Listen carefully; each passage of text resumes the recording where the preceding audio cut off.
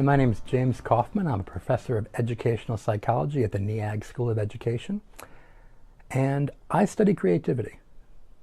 And one of the things that I love about creativity is that there's always a way to go deeper and explore more about what it means. And when I first wrote Creativity 101, I thought I'd covered as much as I could. And then when I revisited it, I did the new version, second edition, Creativity 101, I kept kind of going, and I'm sure I've missed enough for another 5 editions. But talking about creativity and intelligence, usually the assumption is that they're kind of related. Some people talk about a threshold hypothesis. In other words, creativity and intelligence are related up to a certain point, usually about a 120 IQ, and then it becomes scatter. But then other people have been arguing that's not true. The thing I find fascinating is that people tend to measure intelligence using a concept called G, or in other words, general intelligence. And as a result, they tend to use a very small little measure of IQ. And yet, there are a lot of theories of intelligence. There's Bob Sternberg's multiple intelligence. Howard Gardner's multiple intelligences and Bob Sternberg's triarchic theory, or theory of successful intelligence. And there's the PASS model by J.P. Das, Jack Naglieri, based on Luria's work.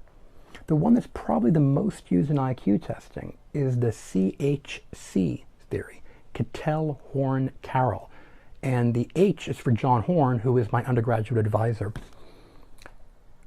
When people study creativity and intelligence using the CHC model, they usually just look at crystallized, which is acquired knowledge, and fluid intelligence, which is novel problem solving.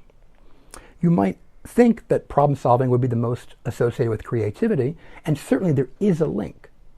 But in the model, they put creativity under something called GLR, which is a very not particularly fun acronym for long-term memory. The logic being is that when you're creative, it means you're diving back into your memory, taking out the right thing, and applying it to an interesting situation. And yet people hadn't really been testing that. So with one of my students, Maria Avatia, we looked at this GLR along with some other of the CHC factors, and sure enough, this long-term retrieval actually was more associated with things like drawing a picture, writing a story, and there's still a lot more work to be done. But imagine if you're thinking about creativity and intelligence as being these two things that are connected. But if intelligence is this, and we know creativity is this, the story's not quite as easy as we thought.